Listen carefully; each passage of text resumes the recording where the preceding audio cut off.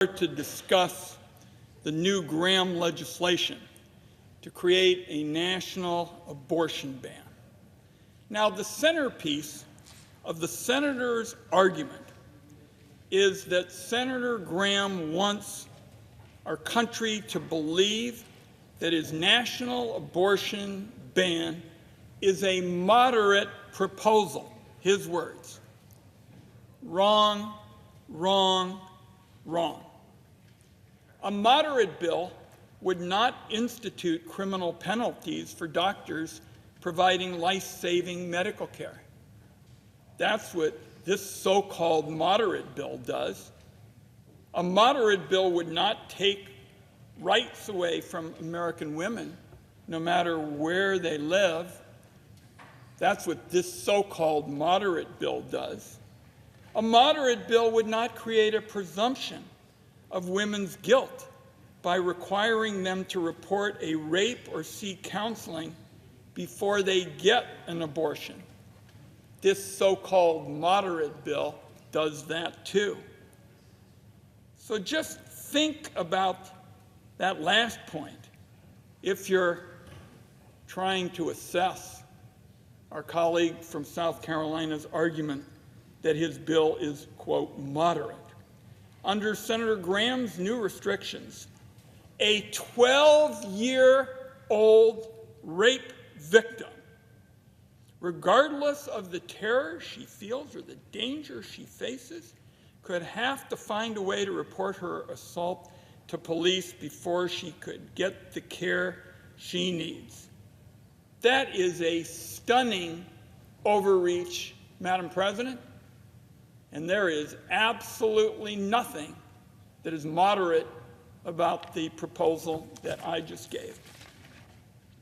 Now, the reality is this is not a moderate proposal, and it's an extreme proposal, way out of step with the overwhelming opinion of the American people. Now, the other important argument I wanted to discuss was this whole matter of how so many of my colleagues on the other side of the aisle have pledged loyalty to the importance of states' rights, that they're going to leave the decision on abortion to the states. What Senator Graham has shown is that all his talk about states' rights means that the states got to agree with Senator Graham. That's what his idea about states' rights is all about. His bill tramples, for example, on the rights of Oregonians who sure don't share Senator Graham's view on this, and people in many other states, women and men who voted to protect abortion, women's health care, and women's individual freedom. Senator Graham's bill is about control. It's about government, mind these words, government having control over women's bodies rather than women having control over their bodies. It's also clear that what has always been envisioned is not just a nationwide ban on abortions, but criminalizing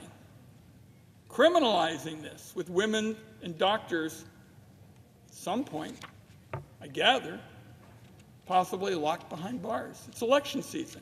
And Senator McConnell wants everybody to forget that Republicans' top priorities include passing these extreme restrictions through Congress and the courts. I believe that Americans know better. When it comes to this kind of legislation that is so far removed from the moderate claim of its sponsor, I think we ought to recognize that what we're looking at is a total national abortion ban, criminalization, and the rights of women curtailed, and the power of government over them increased. Senator Graham's bill is the next step in that direction for Republicans. Introducing his proposal, Senator Graham basically confirmed that. If we take back the House and Senate, I can assure you we'll have a vote on our bill. So, Madam President, I think we've got a lot of speakers coming.